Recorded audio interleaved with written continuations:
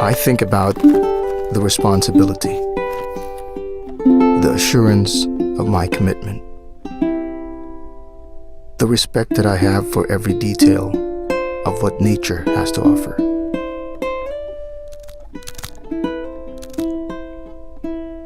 To be able to create a novelty of both art and music,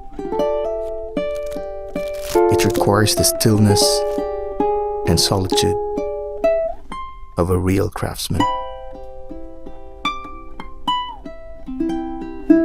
Then I think about the possibilities when this becomes a part of someone else's experience. Exquisite sound and superb playability manifest in each of Huni's handcrafted ukuleles.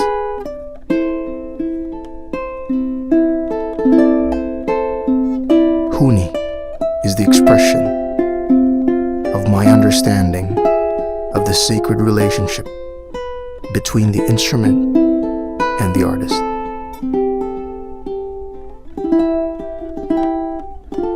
My name is Brian Bruces. I am Huni.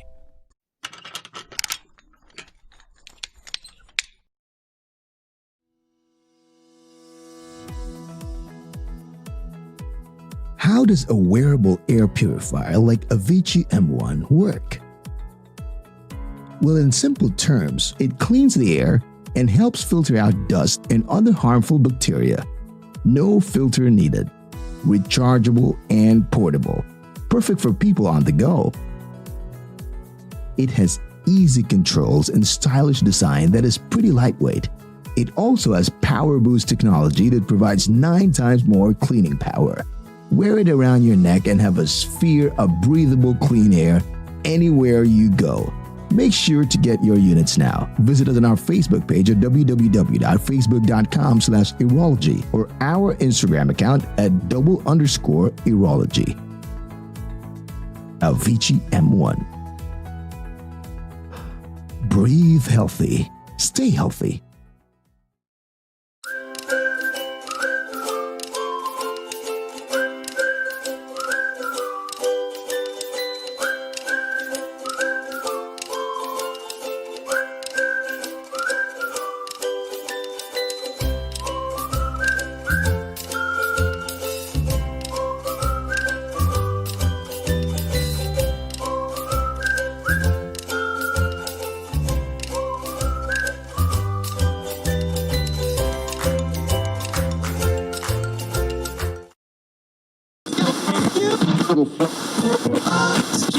Modernong Pilosopo. Modernong Pilosopo. Modernong Pilosopo.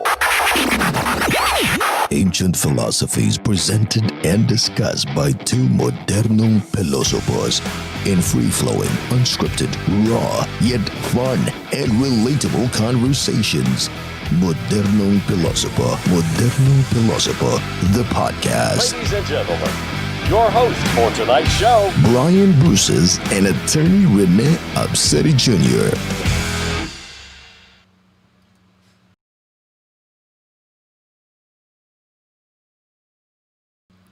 Alright, Lodi mo yung gabi diha. Another Saturday of Modernong Pilosopo. It's the 18th of July. Sabado na pod, Modernong Pilosopo na pod. Musta na, Lodi?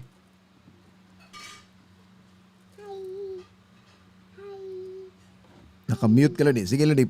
Kumusta ka na? Usab.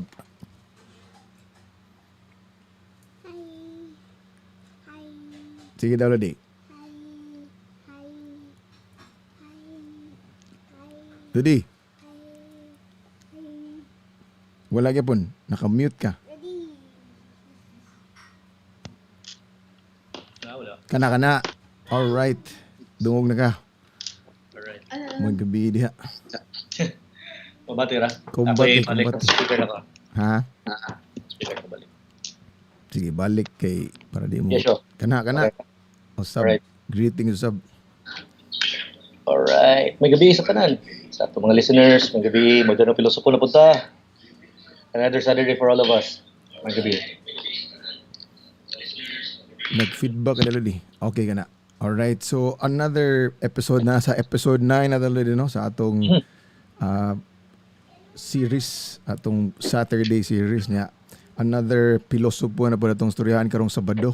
Karong Sabado ha. Niya. We are on, actually nata sa YouTube, no? And we shared the link atong suwayan ng YouTube. So isuway tagod. Sunod balik sa tas Facebook. Sunod atong idungan. So tonight we'll be talking about the great philosopher from Athens, Greece, si Socrates. Yes, for sure. Before that, atong mga sponsors niya. Oh, at before din nata magsugod. So atong murag lami kay nga pagkaon atong kuan ganina, atong gi-post ganina, of course, katong pinaka lamian nga food tasting ay mong gatinan pag Friday ladi.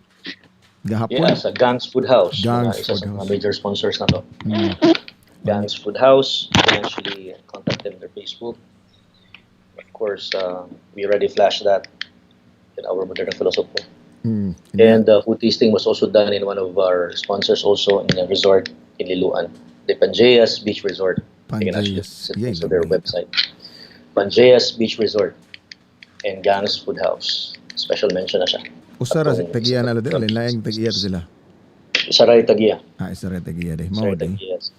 Si Ma'am Gang Lugay. Ma'am Gang. Shout Salamat Ma'am Gang sa lamian nga pagkaon nga imong hinatod sa amo ni attorney.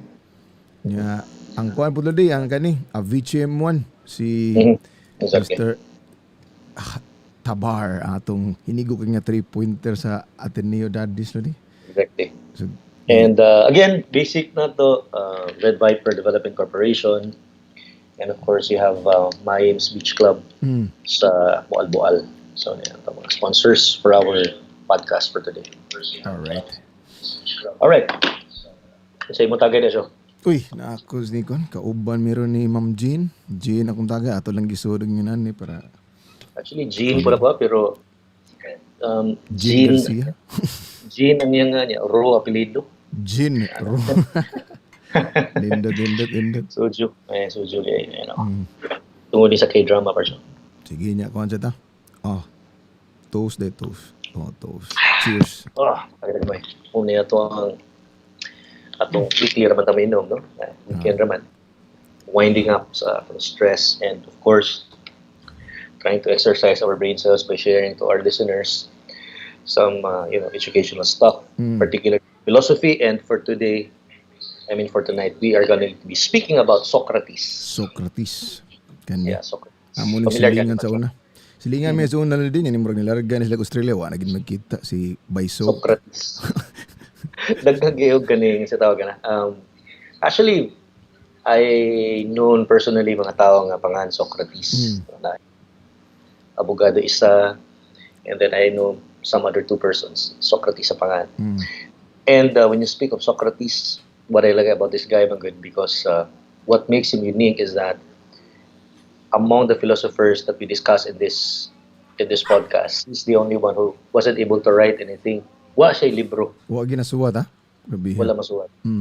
It's basically because when he was present during his time, it was during the ancient Greece, katupang karaan sa panahon sa Greece ba. As a matter of fact, to be very precise, 469 BC, before Christ. Before Christ. Exist, no? Socrates. And what makes Socrates, even though dugay na kini siya nga philosopher. As a matter of fact, sa akong philosophy class before, siya gud ang first na kong political philosopher I discussed. Sa chronology or timeline ba, siya ang first Siya giunahon. siya pinakaraan. Okay. Na so far na nailhan sa ato ang mga, of course, atong modern na mga educators. Socrates is probably ang pinaka-ancient. Sa ato lang discourse. Because as what I said, 469 BC was before Christ, Socrates. And what makes Socrates very good, because he was considered to be the father of philosophy. Okay. Yeah, because I'd like to share to you, Art Show, a very effective, efficient, and as a matter of fact, this is a very how do you call this? I'm not actually saying it's popular because we are actually using it Okay. as a matter of fact. It is one of the centers of our educational system. Kanina yung ginagamit na we call that Socratic method. Socratic method. Oh. And this Socratic method, of course, it came from our very own Socrates. Kaya sa Socrates, before I proceed with the Socratic method, and the Socratic method, as what I've actually said, this is the certain method which is very influential because, as a matter of fact, right now it's used as a way of teaching our students in educational institutions. Okay. Before that, I'll just share to you a background about Socrates. Kalingawan niya person because, as what I said, wala siya writing that was left behind. And ang iyang life is, it's only stated, mura ra siya o ginasaysay ba sa usasay ng mga students. Ang iyang one of his students, sikat sa kay siya. I don't know if you're familiar with Plato. Yes, Plato. Ano si Plato? Plato is one of the Students. isa na siya student of Socrates. And of course, later on, Plato became a teacher himself, founded his own school, to which ang iyang pinakamaayong na estudyante, of course, we are aware of Aristotle. Diba? It's like three generations of geniuses as far as philosophy is concerned. You have Socrates, and then iyang estudyante si Plato, and then Plato ang estudyante si Aristotle. So you can actually see here, Socrates is the very first in our list. Next week, perhaps, we have Plato, and then next na po Aristotle. Ato na Islam kaniro. Socrates, that's what I said. He was never able to left any writing or book. And as a matter of fact, his teaching or writing is just basically explained na din siya ni Plato, because Plato was, of course, Young was a student. witness as a student of Socrates. And according to some descriptions, kanino sa Socrates part show, you can actually compare him to like a madman in a present situation, because he's the guy he is like a street preacher. Gano? Kailang street preacher without like we see in Colon. Kana. Here's a person there is to bring a microphone or a megaphone, teaching about things. Socrates is like that during the ancient Greece. Nara sa krasada. He was just found a particular corner. And what he did is that he was able to create an informal classroom. Anyone can actually listen and can join the discussion. Way bayad? He will be the teacher, and of course, it's free. And anybody could be a student. Socrates and mind you, Plato himself was so amazed by Socrates. And of course, he became one of his fans. And to the extent that when he became an educator himself, iyang gibutang into writing all of his experience about Socrates. And kali Socrates kuno part so he walks barefoot. Imagine, magtiniil ra. And he wore tattered clothes. Mura gid siya kuan. Tattered yung clothes. Mura sa taong grasa, he's like a madman. Oh.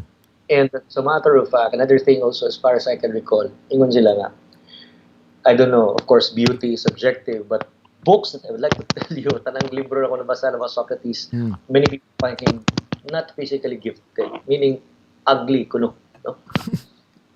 Because, of course, this is just, I'm just trying to relay what the books actually told me, or as actually, nato nabasaan.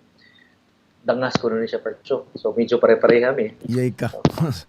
Very, very broad yung ilong and dako kuno kay mata. And then yung mga caricature, it actually fits the description. But of course, that's just the opinion of, the one who's describing, but I don't think the point is, muna siya ang description. And he's very muscular, bubo siya nga tao, tattered, no? Gisi ang sinina and walks barefoot. He preaches in the street. Ang iyang profession, he was like a soldier before. So you can, war tested niya sa atong Socrates. And aside from that, he was also like a sculptor. Napo na siya art. Artist din is Socrates. Stone cutter. Stone cutter. Muna siya bato ang iyang sculpture. And later on, of course, he became a philosopher, a teacher to many, and including Plato. Di sikat sa siya ng philosopher. Yalo, di kinsa mong gitinudnganan niya, di wa mong ko ka-research. Socrates. Ha?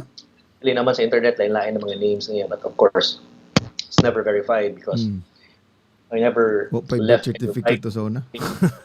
And nakasala ni Socrates part show is that he is one of those individuals at that time and good sa panahon sa ancient Greece. People are not all people are educated. We are aware of that. Those who are educated only are coming from the upper class. Education is basically a privilege. Because if you're not coming from the higher class, you're considered to be a slave. And you're a slave, of course, you're like a property of anyone. And of course, when you're a property of anyone, you don't have education, obviously. So, uhaw kay mga tao of education. They are thirsty of knowledge. And here came a certain individual who gives you education for free, who teaches you art of argumentation, debate, and free thinking. Then, that's the reason why Socrates became very popular in Greece at the time. And because Socrates became very popular, because of his unconventional way of teaching the people, di initin siya, di silosa niya siya, dagang nasuya niya parcho. Dagang nasuya niya. In particular, those people, katong mga preachers before, mga who claim to be monopolizers of knowledge. Buong sila ba na may sikat na street preacher ang pangalan kay Socrates. Di initan siya. And a very tragic situation is that because Socrates became very popular, he was able to teach people on how to argue, how to, seek for knowledge. Gipilan siya case. He was charged with number one is blasphemy. Kanibitang pagsaway sa mga ginoo sa Greece at that time. Because there was a tendency magud nga si Socrates, like he would like to challenge the existence of the gods for educational purpose na parso. But gilahi na siya pagsabot sa government at that time. And people who are in the higher class, so they believe that Socrates, in trying to argue on the existence of the gods, ilang ingon sila, blasphemy man niya. You are committing a sin against the gods. So that's the first crime, blasphemy. Number two, because magud kasagaran mga students of Socrates kay mga batanon, the youth. Mga batanon. So he was charged with corrupting the youth, corrupting the minds of the youth. Because the youth manggod, after they listen to Socrates, they know already how to reason and argue. Ila man ang gidala sa ilang panimalay. And the parents, mind you, the family of the people, of those youth who were actually listening and under the patronage of Socrates, believe that, tubag-tubag na mo ha. This is basically what you learn from Socrates, to argue already. Gibasol sa parents. Gibasol siya. And anak ka-harsh ang situation at the time because Socrates was found guilty. And then he was given two choices as a matter of penalty. It's either he will banish himself out of Greece, in Athens, Greece, or death. Death penalty. Sa kay gipili ni Socrates. What do you think, Percho? Banishment, exile, or death? Murag akong panag na anak, nagpakamatay siya lagi. Death yung ipili. Death. And then, of course, at that time, death to drinking a cup of hemlock. It's a poison.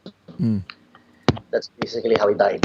Socrates died because of drinking poison. So, very tragic, kamatayo niya. And Plato, one of his students, was really, really hurt. Ditay, namatay akong maestro, nga maayo. And that gave him an inspiration to create his own school. And his school is actually patterned by his idol, Socrates, who unfortunately died in sharing his knowledge and information to the people. So, street preachers in his Plato. So, street preacher, he never left any book for us to actually read, except na may libro gibuhat si Plato nga Dialogues of Plato. And isa sa mga characters dito sa Dialogues nga libro ni Plato was Socrates, yung teacher. He was trying to relive what Socrates was able to discuss to him when he was alive. And one of those things, again, you mentioned Plato and Socrates, and probably his greatest legacy, and as a matter of fact, it's still existing right now, is the Socratic method. Socratic method, Socratic method is the type of teaching through questions and answers. Familiar ka ng oral recitation, Parcho? Oo, kana. Sige, tagtago na. Any law Kung di student, takatuon. if sa mga law students or mga lawyers who might be listening, I mean, oral recitation is actually like a daily or nightly thing for us. Pangutanong kas teacher, because there are two ways of teaching a student. You just basically give the doctrines and they will listen, And then, of course, it could be also oral recitation. Like I ask the question, give me the answer. And instead of giving you directly the answer, I will ask another student until we came up with the answer. We call that Socratic method. It's a manner of questioning and answering until we arrive at a particular answer. We call that Socratic method. Mo din And ni. it's basically one of the foundations of our educational system today. In our law schools in the Philippines, I don't know abroad, I'm not familiar with that. But the thing is, even our schools right now, kasuway sa oral recitation person, di ba muratag kay hiun? Oh. Tago lay ka kung wa ka nakatuon. Takot, especially if you're not prepared. But for Socrates, pagod person, it doesn't matter if you're prepared or not. But the point is, he wants you to reason out. Because for him, no one has the monopoly of reasoning and knowledge. Knowledge should come from us. So, which means that I ask you a particular question, you give me the answers until we come up with actually the answer. In other words, the answer never came directly from the teacher. But of course, it came from the different answers coming from his students. We call that the Socratic method, which is one of the foundations. We call that Socratic method. We call that the oral recitation. We call that the question and answer portion. Because there are stages of the Socratic method ng Gilberto. Like Socrates, as the moderator and educator, of course, the teacher, he will give we call that hypothesis. Okay. Hypothesis, like it's like the issue any given day. Or we call that like a problem that we need to understand. For example, let me make this relevant. Should we follow the coding scheme Kana. of our vehicles during these, quarantine? Right. Coding, I was saying coding, of course, in Cebu City, for example. We call that, what's that? The hypothesis. The hypothesis. The question, the problem. The problem or the question for today. So, I will ask questions to the students and they will give me answers until we will really came up with, we will really came up with, we call that the synthesis. So there are different stages. So hypothesis, the problem of the day. So we actually follow the government's program of, kaning gitawag na to, coding scheme in our transportation during quarantine period. That's the hypothesis. And of course, I will ask students, what do you think, Brian? What do you think, Hazel? So these people, my students, will give me answers that might be contradicting with each other. We call that the antithesis. Okay. Diba? Hypothesis, antithesis. And of course, I will synthesize everything that would be the answer to the issue in a given day. So let me just give you an example, of course. Hypothesis. Shall we follow whether or not it's really reasonable that we should follow the Cebu City's government's program of number coding in our vehicles during the quarantine period? That's the hypothesis. Of course, I'd like to ask you, what's your opinion? What's your opinion? I can give directly a question to which you will give me an answer. For example, if I would say, would you agree with me that our government in Cebu City is illegitimate government? Of course, the answer yes. And of course, I will actually say, do you believe also that if a government is legitimate, we need to follow and obey the rules? And of course, we will say yes. And of course, there might be no, there will be a debate, but the thing is, that's a manner of how I question. Of course, third question, I will actually say that if the government, which is legitimate, issues an order or a law, we should follow and obey it. Am I correct? Of course, if you yes, and my final question, which will lead to the conclusion, or we call that the synthesis, is that the the number coding scheme during of the vehicles during the quarantine period is an order which we should know. So that's how Socratic method actually works. That's kind of familiar with our, di ba? Familiar man siya with Sa our educational system, hantod karon din, maorm gyapon nagi sunod or most of the time. Familiar ta. asking. And makaingon ko, among lawyers, I think some lawyers are doing naman kita cross-examination among lawyers, Parcho, during trial. Try to cross the witness. We ask a question and they will give an answer until we come up with a particular answer which is favorable to a certain client. We are actually using the Socratic method, the manner of questioning. And we will elicit favorable answer coming from a certain person until we will come up with a conclusion. Another example that I can give, for example, ng Parsyo, aside from, of course, education is really expensive in the Philippines. Education. We're not like in ilang high school. Nailibre. You can relate to this. No? Bago na tayo pa right? Pag-ura enrollment. Dati niyo, medyo, Online pero mahal gyapon. medyo mahal siya. Mahal gyapon bisag online. Hala. Private schools in general in Cebu and in the Philippines. Mm. But of course, we are aware of the fact that in our constitution, I don't know if, of course, I don't know if mga tao tibaw nito, education in our constitution is a right, Not a privilege. not a privilege, ang atong education. So kung di na ka-afford Lodi, Yeah. di na right. Let's try to use that using the Socratic method for Sige kanina. So yan to. education. The hypothesis will be, is education a right or a privilege? So we actually use that. So I would like to ask Brian, I'd like to ask Hazel or anyone here, my students. Of course, if I will give you a particular question again, kamo man ang mga antithesis, in answer to the hypothesis, if I actually say, under our constitution, education is a right. Of course, you will say yes, because it cannot be that it's here. And when you speak of a right, it means that it is accessible supposedly to everyone because it's a right. Katungod ba? You're When you right. speak of right, it is absolute. No, there's no exemption. Kay right, Bina. It's like a right to live. Di ba? There's no exception. And when you speak of a right, supposedly it should be accessible to all because it's a right. And of course, I'd like to ask another question. Education in the Philippines, most especially in private schools, it's basically expensive. And because it's expensive, not everybody has an access to it. Correct. Of course, everybody will say, which means that, of course, we will come up later on with our conclusion, or we call that synthesis, that education is a right as far as our constitution or ideally is concerned. But in reality or in practice, it is really a privilege because it's expensive. So most of the time Lodi, ang nagpangutan na nga mga questions ba? Iyang i-lead ang Exactly. ang class niya sa katong correct answer. Kay kabaw na siya daan. Same thing with what the lawyer is Actually doing, knows di ba? the answer. This is his manner of educating individuals because he wants people to think. And that's why he became very popular at the same time. He became very notorious when nag-initan siya because he was able to teach people on how to think critically. To Not reason. just accept anything not just accept what somebody actually says.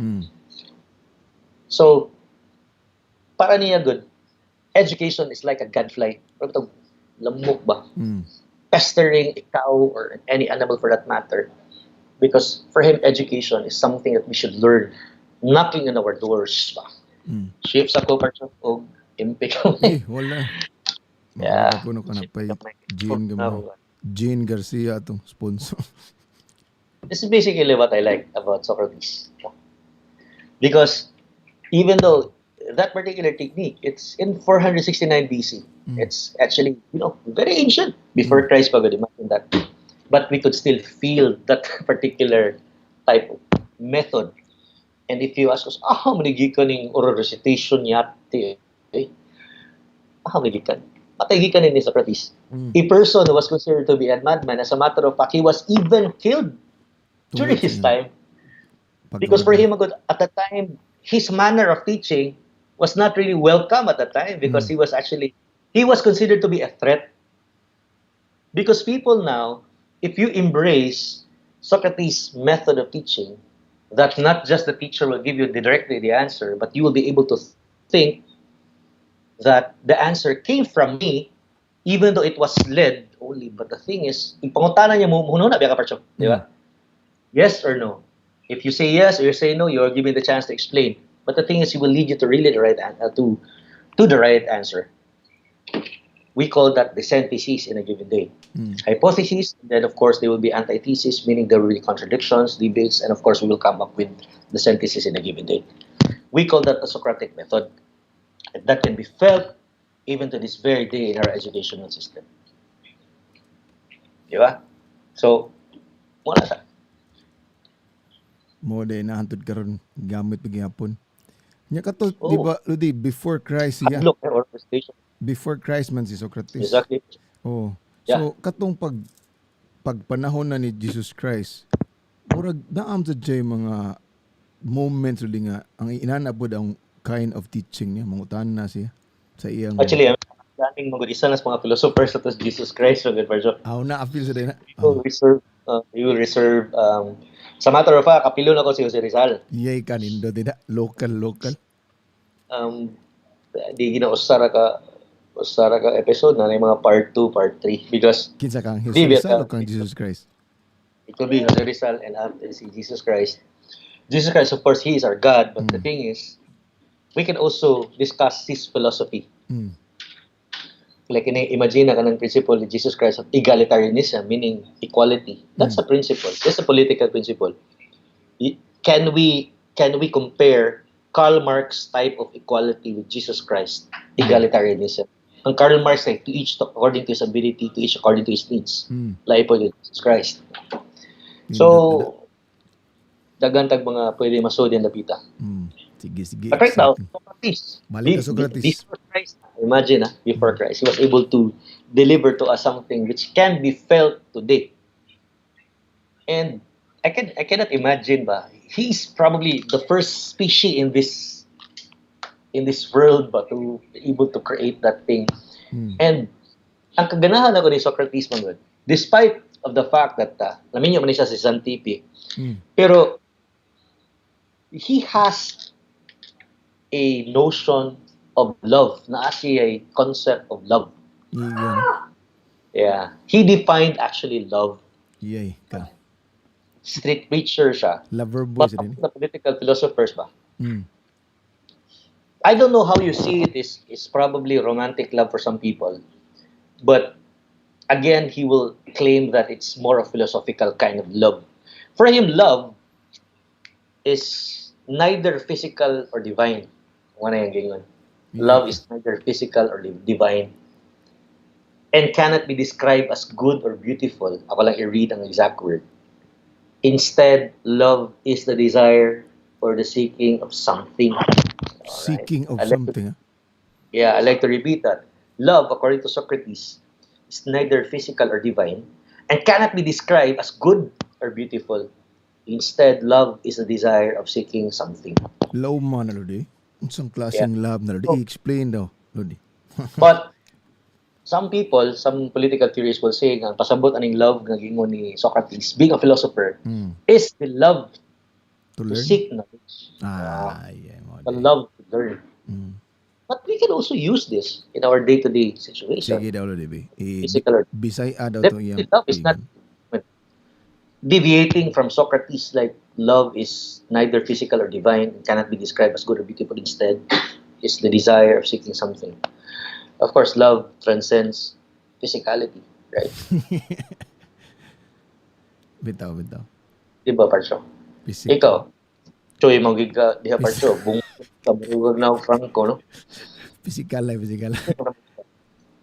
Matinggo ang ramanda. So, if there is love, it transcends beyond the physical. And it's more than something good or beautiful. Like, you love the person because of his physical trait, because he's beautiful, good. But it's the desire, the seeking of something. You love the person because what you seek is finally met. Yeah. Pangit, nakuha. Deeper. And you don't even know what it is. Because it transcends beyond what you saw. The physical one. It transcends beyond what's good and beautiful as defined by the public. Abstract kayo? It's Definition? actually abstract. But when you love someone, you love something. It's the desire of seeking. And when you are seeking, meaning nangita ka and you found that, even though you will be closing your eyes and you will not be able to see anything physically, even though you will not be able to see the beauty or the good of it, but basically what you sought is finally met. Imo nakita. So, kanang imong kahimtang ronoli, piyo nga daw yung mata, mao ka na ang kang Socrates nga definition sa love. Suway. Piyong daw gamay. Ay. Congrats, you finally found someone. Sige, padayon. Tagay ko hindi sabi kay ikaw biya ang someone. Ayay daray. Charot. Ay. But so like we can actually like explain that in that particular perspective. But For some people, pala nila, that particular love that Socrates is trying to say pertains to knowledge, Knowledge.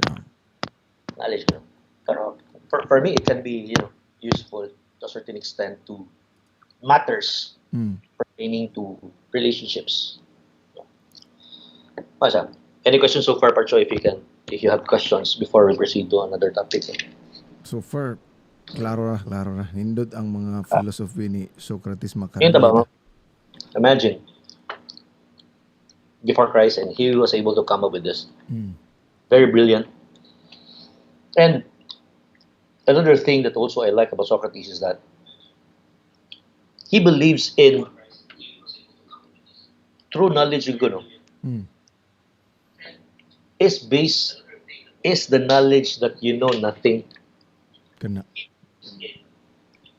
True knowledge is the knowledge that you know nothing. Which means that if you know that you don't know, meaning you are aware of the standpoint in the perspective that you need to learn because you know you don't know nothing. Correct. I mean, you know nothing, rather. No? It's foreshadowing because he really likes knowledge. He wants to impart to the people na we need to know. Di lang mag-agad sa mga tao telling us what to do. Meaning, if you're aware that you're inefficient as far as knowledge is concerned, then that's a good start. Yeah. I can analogize kaning idea ni Socrates kana bitang, if you want to change, then you have to admit that there is something to be changed. Sakto, If you want to progress, you have to admit kay kuwang. that there is a problem. Because if you won't accept that, then there's nothing to change. Tinod. In other words, the premise of Socrates is that you have to be aware that you know nothing. Okay, So alam. that you will seek knowledge. Tinod. Exactly. Muna siya ang point of Socrates. And he was able to open the minds of the people at that time, the youth at that time. So during ancient Greece, before Christ, Biha, no? he's trying to say that dili pwede nga mo accept lang ta og knowledge coming from people. We should think for ourselves. The point is, you have to admit that I know nothing. And that's a good start. Because you will be able to seek knowledge because you have to admit that you don't know anything.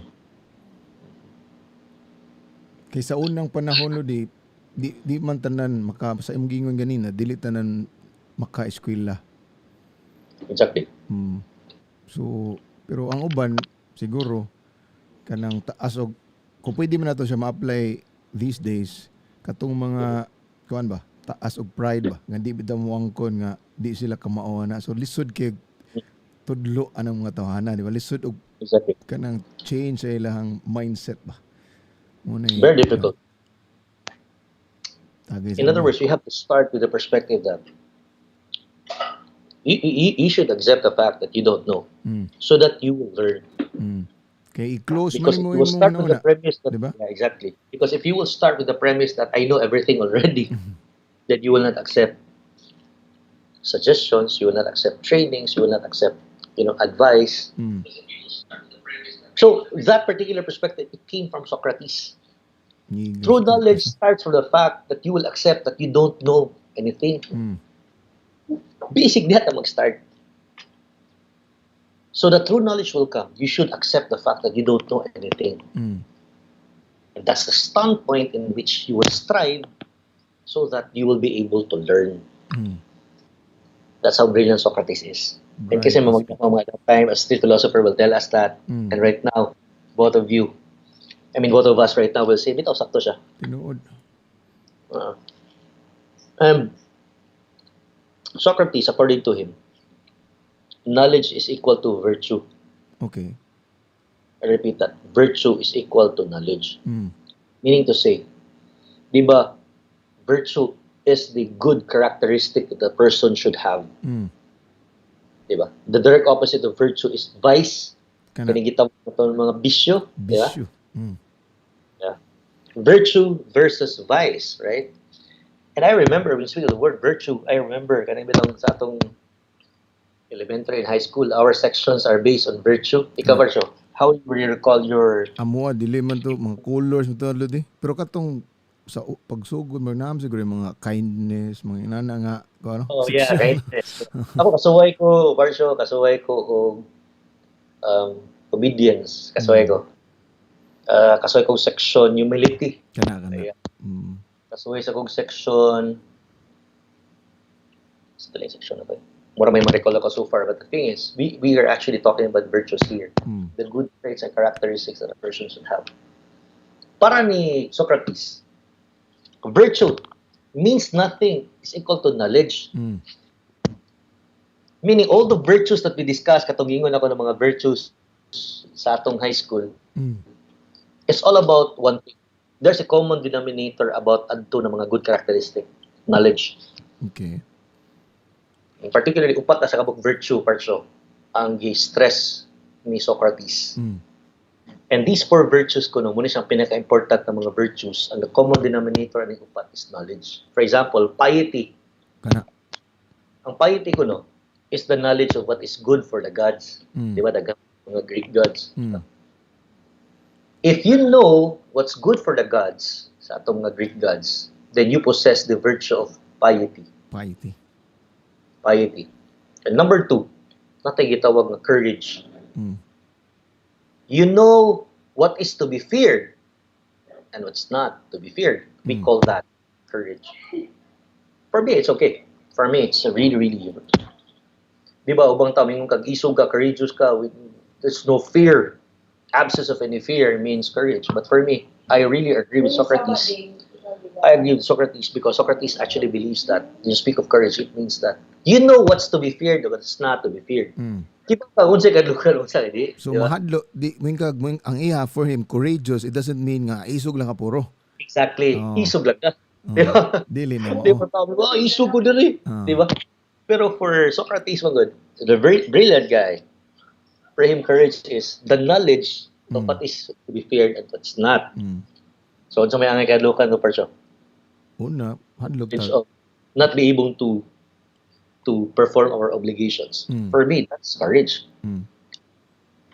Pero mingong ka, magibugno ka leon. Magibugno ka kay courageous ka. And then di ka magibugno leon, meaning dili na ka courageous. That's stupidity. Tinod. That's not courage as far as Socrates is concerned, because you should know what is to be feared, what it's not. Diba? Not all the time nga so good lang nang so good. So good na so good. Ako managikan sa atong halangdon na Socrates. Hindi nga Socrates, no? Courage is the knowledge of what is to be feared and what's not. May kanindot. And then the third virtue that he will discuss to us na related yapon siya sa knowledge, kay virtue is equal to knowledge man virtue, is the virtue of temperance. Unsa may pasabutan na Lodi? Temperance. Temperance is basically the knowledge of what's right and what's wrong. Okay. If you know what's right and what's wrong, then you have the virtue of temperance. Diba? And of course, last, justice. The knowledge is what is due to man. Unsay makiangayon sa tao, justice, justisya. Katong mga panahon na Lodi, kinsa may sa iyang panahon before Christ, kinsa may mo determine what is justifiable or not. Naman gyapon dito yung government. Na sila government dito. At yung mga council of elders, basically, nagyapon the government at the time. So ang ni-decide ato nga patyon siya ang government po. Government. Government also. Watoy butar-butar nga o kami He is a patyon na siya. philosopher. Exactly. And then, he was not able to defend himself. He was siya abogado, and then overwhelming mga evidence against him. And he was not able to defend himself. Kaya nagreklamo ang mga tao because he was able to kanalaging tao bang you will deviate to something which is normal. Lagi na siya yung mga sanctions. And at that time, it was Socrates was the first person perhaps to deviate what was the norm. And the norm at that time is conformity. You conform, meaning when somebody tells you, the government will tell you, The you should that you will conform. But Socrates, no, you should think. Si Socrates sa una Lodi mo to siya new normal. New norm. Mura Di ba? siya ang norm. Pacho. Siya yung new normal So, sa una. I'd like to discuss upat, piety, knowledge of what's due to the gods, courage, the knowledge of what is to be feared and what's not. Temperance. Okay, third, temperance, the knowledge of what's right and what's wrong. And number four, justice, which is the Justice. knowledge of what's due to man. Mm. So we're talking here about, cheers to you, man. Cheers. Na ko no. Hutda na ko. Hurot na. When you have knowledge, then you are already virtuous as far as Mm. Socrates is concerned. So iyang teachings I have a based reservation. on virtues. Virtuous, yeah. In But of course, being a being a practicing lawyer, Pachuba, mm. of course, I really admire Socrates, but this is one of the things lang nga makaingon ko nga I have my questions lang sa kang Socrates. Sige gani. Unsa may mga Because question. para niya, kung if you know something, you're already virtuous. Mm. Diba? Knowledge is equal to virtue. I'd like to repeat that. Virtue is equal to knowledge. Mm. But I'd like to ask you, if you know something, are you already virtuous? Ako para nako sa setting karon really not necessarily. So, Exactly. a lot Because of people. Basta sa even una, simple na siguro kayong panahon sa una. Because for me, Manggod, I ask my clients as a criminal defense attorney, Manggod Parso, criminal defense lawyer, Manggod Parso, no? For years. If I ask these people, are you aware that what you are doing is something which is against the law? They will actually say yes. Meaning they know that what they're doing is a crime. But it's not virtuous. Pero nga no ilang magyapong commit. Which means that there is a lag of knowing something and acting what you actually know. Di ba? That's something probably wala matanaw. Personally lang. Because it doesn't mean Magud that if you know something, that you will translate to actions, because right now actions really matter in our society right now. Di ba? Wa sa kita na nga. They're really aware pa. So, wait tao makaingon nga they are not aware that butanta lang killing or selling drugs is actually illegal. But yes, they're doing it because they have their own reasons. Di ba? And the thing is, meaning, knowledge doesn't make them virtuous already because they know. You know that that's a crime. But are you really virtuous? Because they did something which is different from what they actually knew. So, umura tayo nakita na ko nga among things which I really admire Socrates, diri lang na yung mga reservations na ako so yung virtue is equal to knowledge, because for me, not at all times that you will act in accordance to what you actually know. So, iba ako sa iyo, sometimes mong gani, mo ginabuhat sa mat. You are tempted to do something. Yay ka. Murag, nice. Di lang akong storya. Kabaw ka nga sayop, imo ka pambuhatan. Exactly. Hatag Again, tagtawa thank ka you na. very much at Thanks Food House do sa atong lamian na mga pagkaon. Ito nang gimension ganiya. Nano to ganiya sa atong slides part, sure, right? Yes, atong ipa-slide balik ba para makita sila katong Atong slide balik. Wapay. Food House atong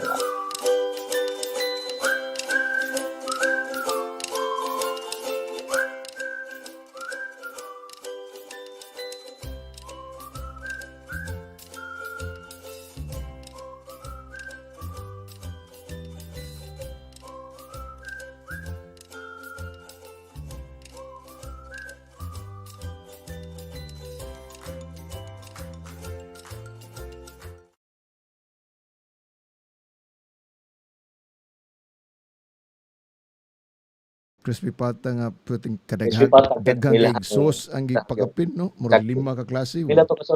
Four. I think lima four to yung muna. unom ba to lilai wa basta tuslob lang sa tuslob crispy labi Aguba yung diet ang Gangs Food House. Yung Oh. mga gini nakapait. murag Yung diet right na mga di ba sa una part sure you remember nga katong katong diet to sa una ba? oh Nagkuhan pa tayo katong nag-intermittent ba? fastings, di No, madas. katong before that, Ano ba? natay diet. Katong to abang di ta mga unog Keto carbs. diet, keto diet. Nagkito mo duha sa una. Di maday. After ta mo duwag basketball, di ta mo ka all of fruits, sugar, pero Kaning guba ECQ lo di, diet ating gangs sa house. guba, labi na gangs. Guba ECQ yun. pa, gangs pa yun. Awa na. Gangs gid yung gangs sa house mo gini sa rason gid man guba ato diet. But Pero lami. Worth guba it. yun. Worth Yeah, it worth man. Mm. And of course, the food tasting was done at Pangea's Beach Resort, Luan, which is ato yung beach. Nakadto na day ko ano di sa una, mga pila to 2 What years na ka? ago. Mm. Years ago sa Pangea's. Karon murag nindot naman to yung picture kipada mo renovated na siguro sila ron. Yeah, of course. Mm. Nindot tayo ang stay na to dito sa Pangea's Beach Resort atong major sponsor. Yeah. Yay ka. Salamat. Alright. Gangs putos. Unsa pa atong kuan ya. Okay, man siguro so far. So na-cover na to tanang mga kuan points ni Socrates. Exactly. Okay. Bati na. Kumbati. Cheers ka mo dyan. Wala na lang ko hurot na akong Jean Garcia. Ika. Tiguang Jean Garcia. Nag-impin ako. Horot ng Gin Rose. Oh. Nag-impin ako. Pulihan lang nini ko ano niya. Katrio na Jean. Ay. Sen palihog. Ay ka. Sige. Init kayong Sige pa. mga kuaron da. Nya, atong pasalamatan dahil nga atong kuan, atong ubang sponsors li katong kuan sa Exactly. Mualbual. Ano sa to? Lapu-lapu katong imong mga Ayun, beach house. speech.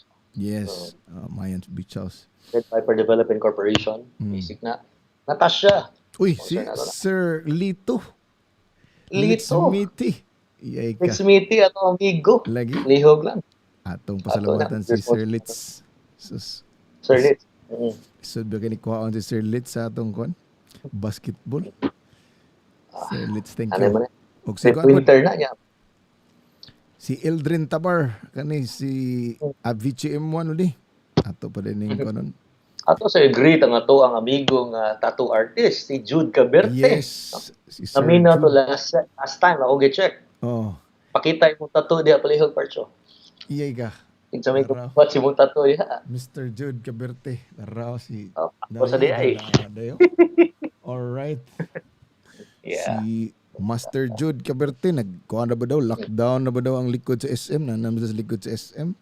Pero nindot mangyapon to iyang kuwalo di. Kanang, sana, si tawagan na gali, kanang sana sa Facebook ng kuwan ba?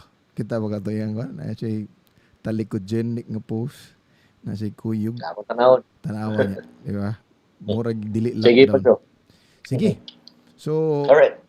Cheers. cheers unya atong i-recap ang mga points for the night before ta mo tapos sa atong episode number 9 about the Yeah, Socrates. Socrates.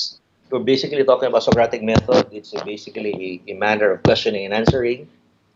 It's one of the foundations of our educational system right now.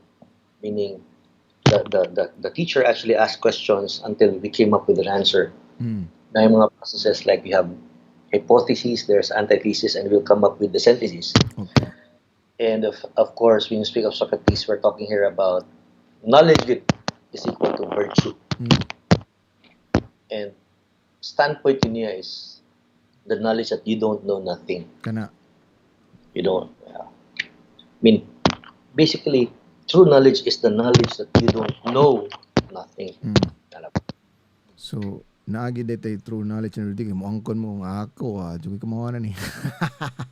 That But is if true you knowledge. admit that, there's a desire for learning. And of course, lastly, his thoughts about love. O kana hapit ko I kalimot. like to read that. Kana usba we murag nindot Love sa is ikon. neither physical or divine and cannot be described as good or beautiful.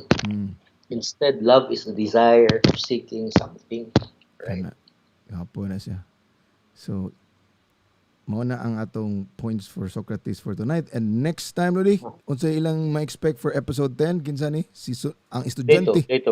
Ang estudyante ni Socrates mag-andam tagdaghang Plato ani kay murag magpada si Gangs Food House. Og daghang magkaon. Sige. So, Alright. daghang salamat Lodi sa imong pag-share sa imong knowledge about ni Socrates. Daghang tag nakatunan nun. Kay akong gi-open akong mind nga wa ko'y alam, so na ako'y daghang nakatunan. Unya next week na pod, next Saturday same time mga Kapiloso po, 8:30 antod alas 10 sa diri lang sa ato ang Facebook Live or YouTube Live. Ato rin suway-suwayan, nag-eksperimento na tani kung asay mas maayo. So, dagang salamat and final words today before we wrap up. See you. See you I mean- next Saturday. We're basically, this is basic live, it's free. Mm. We're talking about philosophy. If you want to know about philosophers, you want to know about knowledge based on philosophy, then you're free to listen to us. This is free education for everyone. Yes. Wala ginamo ilatag. Exactly. Especially nga daghang Okay. time ta for this nga to Exactly. learn ba kanong mga panahon na nga. Free education, we're trying to make this relatable, basic, and clear.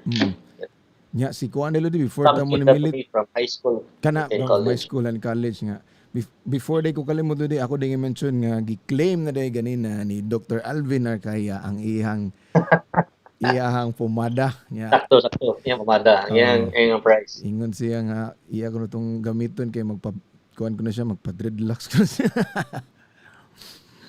Doc Alvin, thank you for dropping by sa Huni Ukulele Shop on ya murag interested ba to siya nga mag-collab na tulo di ato dyan ang i-workout. Yes. First work. Siya matag og mga advices is Medical advice. medical of course ikaw legal atong i-combine na ada na ikuan Dr. Love advice. All right. Sige, siya, sige. Sige. Alright. Exciting. Daghang salamat Odi. Alright. Sige. Mayang gabi sa atong tanan. Good night. All right.